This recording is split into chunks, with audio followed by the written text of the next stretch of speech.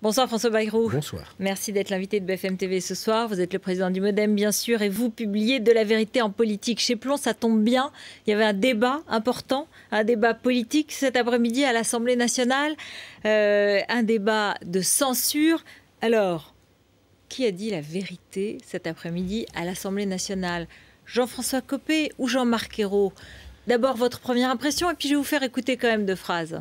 Oui, la vérité dont je parle, c'est pas les opinions ou les jugements ou les accusations ou c'est de votre faute. La vérité dont je parle, c'est la vérité des faits. Et la situation du pays, ces deux partis en ont la responsabilité en commun. Ils sont co-responsables. Les chiffres de dégradation du chômage ou de l'économie, ces chiffres-là, ce sont les mêmes avant et après l'alternance. On continue à glisser sur la même pente. Cette pente, elle est commencée depuis longtemps et elle continue aujourd'hui. Il est donc puéril et ridicule de dire c'est la faute des autres. Et néanmoins, je voudrais qu'on écoute tout de suite une phrase de Jean-François Copé et une autre phrase de Jean-Marc Ayrault, parce que dans les deux cas, j'ai trouvé qu'elle faisait écho un peu à votre livre. Soyez Schröder, lançons les réformes qui ont permis à l'Allemagne de sauver son modèle social en renforçant sa compétitivité. Soyez Blair, modernisant dans un même mouvement et le Labour et le Royaume-Uni. Soyez Mendès France, soyez Clémenceau, ne soyez pas Mitterrand. Ma rigueur, c'est la réforme. Et c'est un langage de vérité que j'assume. Ce langage de vérité, je le revendique parce qu'il est temps de sortir d'un paternalisme du non-dit qui infantilise le pays et qui, au bout du compte, bloque toutes les réformes et fait monter les corporatismes et empêche à la France de retrouver la maîtrise de son destin. Dans les deux cas, ce sont des références que vous citez, Mendès France, et puis Jean-Marc Ayrault qui dit ça suffit du non-dit, du paternalisme qui bloque les réformes. Voilà. C'est exactement vos phrases. D'abord, ça prouve qu'il est utile de mener le combat des idées. Parce que tout d'un coup, ça fait tache d'huile. Deuxièmement, s'ils avaient dit ça avant l'élection présidentielle, ça serait beaucoup plus crédible aujourd'hui. Si au lieu d'être devant les Français, de raconter, d'entretenir les illusions qu'ils ont entretenues, de formuler les promesses qu'ils ne respecteront pas et qu'ils ont faites, si on avait eu cette campagne de vérité de la situation du pays, alors on n'en serait pas là, et alors j'en suis sûr, les résultats n'auraient pas été les mêmes. Concrètement, est-ce que vous auriez voté la censure aujourd'hui ? Franchement, je trouve que c'est, je vais employer une expression peut-être un peu dure, c'est le cirque parlementaire habituel. J'étais avec des journalistes d'un journal important cet après-midi et je bavardais avec eux et à la fin de l'entretien, je leur ai dit, je voudrais vous montrer une chose. C'est que vous, qui êtes des journalistes d'un grand journal politique français du soir, vous n'avez même pas imaginé regarder le débat de la motion de censure. Ce qui veut dire que c'est trop attendu. Le rôle des uns et le rôle des autres. On sait à l'avance ce qu'ils vont dire. Quand même, on sait vous voyez que le ton évolue. Vote, j'ai fait exprès de choisir des phrases qui sont des phrases qu'on pourrait tirer de votre livre. Vous le reconnaissez. Alors je répète ma question, François Bayrou. Vous auriez été député, vous votiez ou non la censure aujourd'hui? Non, j'aurais pas voté la censure. Bon, voilà. Je n'aurais pas voté la censure parce que voter la censure, ça voudrait dire que c'est le gouvernement actuel qui seul a la responsabilité de la situation du pays, alors qu'il porte une petite part de la responsabilité, mais que ceux qui le précédaient portent aussi une part importante de la responsabilité. Un petit mot sur Jean-François Copé. Est-ce qu'il trouve le ton? Est-ce qu'il peut rassembler son camp quand il part comme ça, fanion au vent? Il est actuellement président du principal parti de l'opposition, et donc il était heureux de manifester son leadership, comme on dit, sa responsabilité de président. Et Jean-Marc Ayrault, est-ce qu'il a trouvé le ton? Il a beaucoup dit « je ». Il a assumé de dire la vérité. Il revendique un peu son côté social-démocrate. Est-ce qu'il a trouvé le bon fonctionnement avec François Hollande?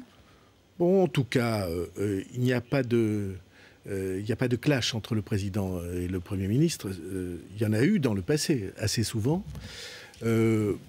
bon, je crois que c'est quelqu'un qui est digne dans sa fonction. En écoutant le discours, je me suis dit qu'il disait « je » peut-être un peu trop. Parce que vous voyez bien que ce n'est pas une question de « je », l'action gouvernementale. C'est une question de nous, avec l'inspiration du président de la République. Donc on voit bien qu'il a cherché à récupérer une partie de son influence sur sa majorité, d'être reconnu comme le patron. Bon, faut pas en faire trop dans cet exercice. Jérôme Cahuzac. Mais cela dit, je dis ça en sachant que c'est pas facile. Hein. Ouais. Jérôme Cahuzac a démissionné. Il est remplacé par Bernard Cazeneuve. C'était la seule solution? C'était absolument inéluctable. Quand vous découvrez la note, le communiqué officiel du procureur de la République, qui est le texte, en tout cas, j'ai pas souvenir d'un texte aussi dur, aussi sévère, qui ouvre la porte sur des choses très lourdes et très graves. Par exemple, le fait que des laboratoires pharmaceutiques auraient versé... bon, tout ça, ce sont des imputations très graves et vous ne pouvez pas être ministre dans le gouvernement en étant sous le poids de soupçons de cet ordre. Parce que la première sortie à l'Assemblée nationale, dans toutes les travées, sur tous les bancs, pas de votre côté mais des autres, vous avez immédiatement des accusations qui fusent. Donc il est impossible de rester au gouvernement quand on est sous le poids d'accusations de cet ordre. Vous vous souvenez que je l'ai dit de tout temps et quel que soit le gouvernement. Est-ce que ça aurait été l'occasion pour le président de remanier différemment, ou plus profondément son gouvernement? Parce qu'en fait, hier, il a fait un jeu de chaises musical qui s'est très vite passé, qui a essayé d'endiguer une crise qui aurait pu s'enquister. Non, je ne crois pas du tout qu'il pouvait le faire à l'occasion de cet événement. Parce que ça aurait signifié qu'il acceptait l'idée que toute son équipe était mise en cause par cette affaire. Et donc il ne pouvait faire que ce qu'il a fait. Mais bon, vous voyez bien que tout ça, ce sont des accidents très affaiblissants. Parce que ça veut dire pour les Français que que les deux camps politiques sont aujourd'hui également atteints par les affaires de terrain, dans les fédérations ou nationales. Et ce n'est pas une bonne nouvelle pour la démocratie, c'est aussi l'indice qu'il y a des pratiques qui durent depuis trop longtemps et qui sont insupportables ou inacceptables si elles sont prouvées. Vous dénoncez évidemment, et dans le livre, et depuis plusieurs semaines, un certain nombre d'insuffisances du gouvernement, même si vous avez voté pour François Hollande et vous avez dit récemment « je revoterai pour lui ». Dans la même élection, toute chose égale par ailleurs. Je ne suis pas quelqu'un qui change d'avis comme de chemise, je ne suis pas une girouette qui tourne aux quatre vents. Mais est-ce que là, du coup, vous dites quand même chaque jour, si j'étais dans ce gouvernement, moi j'aiderais à faire les choses différemment? On ne peut pas être dans un gouvernement dont on ne partage pas la ligne. Mais il m'arrive assez souvent de me dire que la ligne que je défends devant les Français, c'est la ligne que le pays doit choisir pour s'en sortir. Et c'est même, pour aller plus loin, la seule ligne qui permette au pays de s'en sortir. Parce que vous voyez bien la question qui se pose aujourd'hui à tous les responsables. C'est, est-ce que la seule politique possible, c'est des coupes partout à la hache, ou bien est-ce qu'il existe une politique qui, au lieu d'être uniquement de coupe, fait grandir le gâteau,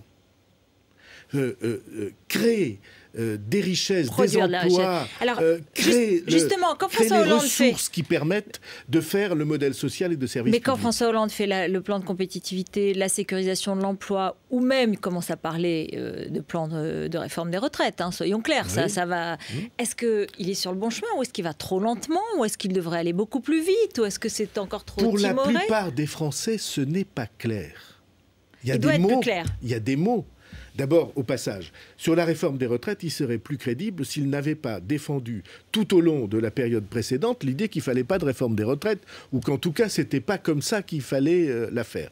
Et la déclaration d'Emmanuelli, de ce point de vue, qui dit qu'il va falloir allonger les cotisations, est une espèce de chemin de Damas, tout d'un coup. Le principal opposant à la réforme, absolument. Et donc de ce point de vue, il manque de clarté. Les intentions, notamment celles qui ont été exprimées lors de la conférence de presse de novembre, les intentions sont bonnes. Dire il va falloir soutenir les entreprises, faire une politique qu'on dit de l'offre, de création, ça c'est bien. Mais où sont les décisions? Et c'est de ces décisions simples, claires, dont on a besoin, et les crédits d'impôt compétitivité, selon moi, c'est trop compliqué, incompréhensible, et ça ne fera pas repartir l'emploi en 2012, en tout cas. J'ai 2 sujets importants, il nous reste 4 minutes. Les otages.